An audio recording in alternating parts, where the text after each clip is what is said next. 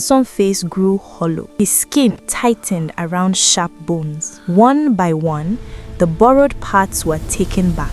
Soon, standing before Adaora was a very thin, skinny, ugly man. What have you done to yourself? This is who I truly am. I borrowed a handsome body from others. Take me back home, please.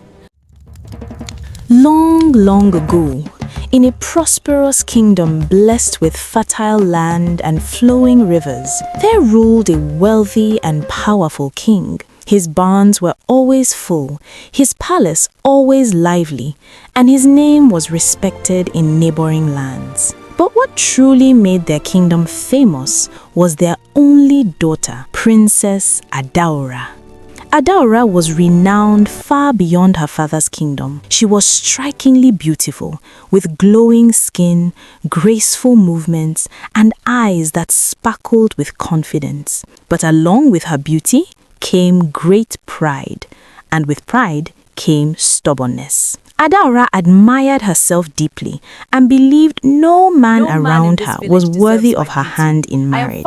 Young men came in numbers, strong and hardworking, bringing gifts and promises of devotion. Adaora dismissed them all with a wave of her hand. Wealthy older men also came, dressed in expensive robes, hoping their riches would win her heart. She laughed at them openly. They are old and ugly, she scoffed. Why should I waste my youth on them?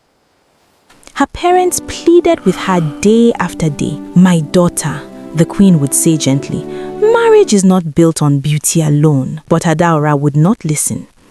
I will marry a prince from a faraway land, strong and perfect in every way. She declared Only boldly. then will I consider marrying. He will be rich, handsome beyond measure, strong and perfect in every way. Only then will I consider marrying. She told her parents one bright morning as she braided her hair before the mirror. Her stubbornness broke her parents' hearts, but they could not force her. And so, Adaora continued to refuse every proposal while her parents watched helplessly. Every suitor they invited, every plan they made, Adaora rejected. Then, one bustling morning, a rumor began to spread through the village like wildfire. A stranger has come, a man unlike any we have ever seen. The stranger did not come on foot. He rode in proudly on a magnificent horse, dressed in rich garments that shimmered in the sun. Behind him walked well-dressed servants, carrying chests and gifts, their heads bowed in obedience. The villagers gasped in awe. Never had such wealth and splendor been seen in their land. People abandoned their work to catch a glimpse. The news soon reached the palace. Adaora's ears pricked up immediately. A stranger?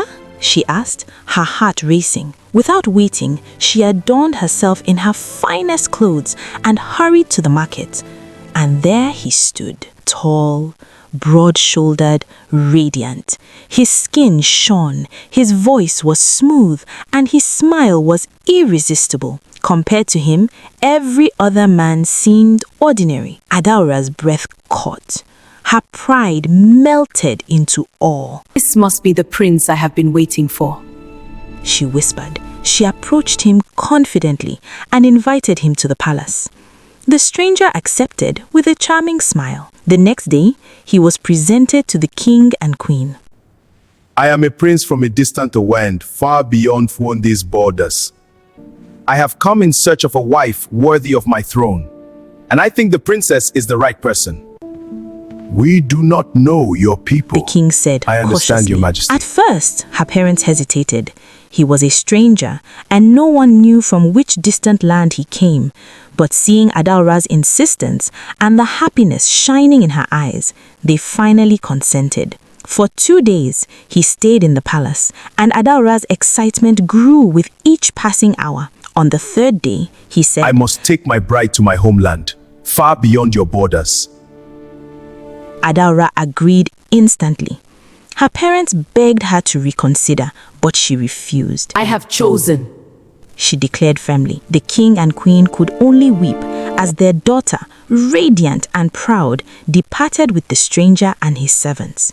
It was a sorrowful day in the palace. They traveled for many days, through thick forests, across rivers, and over hills that seemed to touch the clouds, and into strange, quiet lands. Suddenly, the horses refused to move. The servants stopped walking, their faces drained of color. No matter how the prince commanded them, they would not cross the boundary. "This is as far as we go," the servant said quietly, turning back at once. The horses followed, leaving only the prince and Adaora standing at the forest edge. Adaora clutched her husband's arm, fear creeping into her voice. "Why have they left us? Why won't they come any further?" The prince did not answer immediately. He only smiled faintly and said, "From here on, my bride, we must walk alone." One evening, the air changed, the trees grew twisted, and the wind whispered in unfamiliar tongues. They had crossed into the spirit land. Suddenly, shadowy figures appeared. One approached the prince. Give me what you borrowed, the spirit said. Before Adaora could speak, the man's strong legs thinned and shrunk. Another spirit appeared. Return what belongs to me. His broad shoulders narrowed. His handsome face grew hollow. His skin tightened around sharp bones. One by one, the borrowed parts were taken back. Soon, standing before Adaora was a very thin, skinny, ugly man, barely human-looking, with sunken eyes and a crooked frame. Adaora screamed and stumbled back. What have you done to yourself? The man laughed, a dry, chilling laugh. This is who I truly am. I borrowed a handsome body from other spirits to appear handsome to win your love. I am nothing without what others lend me.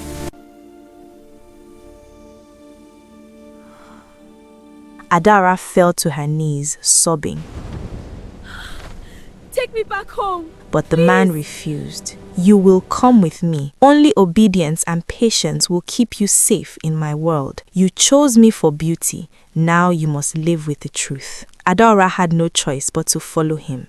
Soon they arrived at his home, a small, airy hut. Inside lived his mother, a very old woman who could barely move. She groaned softly as Adaora tried to assist her, fetching water, firewood, and cooking meals. Despite her initial fear, Adaora's kindness soon won the old woman's heart. The old woman watched quietly, her eyes filled with pity. One night, the old woman called Adaora to her side. "My child," she said softly, "you are not wicked, only proud. I will help you return home, but you must promise to obey your parents henceforth." Adaora wept and agreed.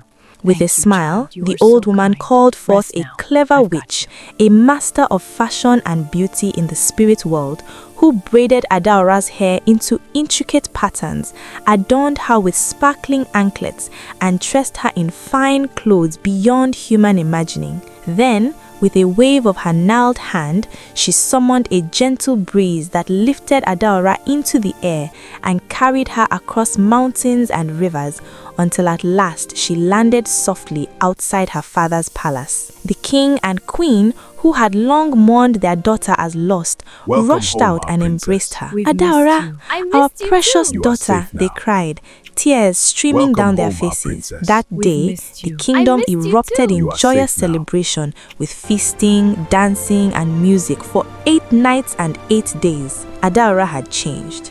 She was humble, wiser, and grateful. Later, a kind prince from a nearby village proposed. Adaora accepted gladly. She lived a peaceful life, blessed with children and joy. And from that day, the king declared, "No child should marry a stranger without knowing their true nature." Thus ends the tale of Adaora and the borrowed prince, a story to remind all that true worth lies not in appearance, but in character and wisdom.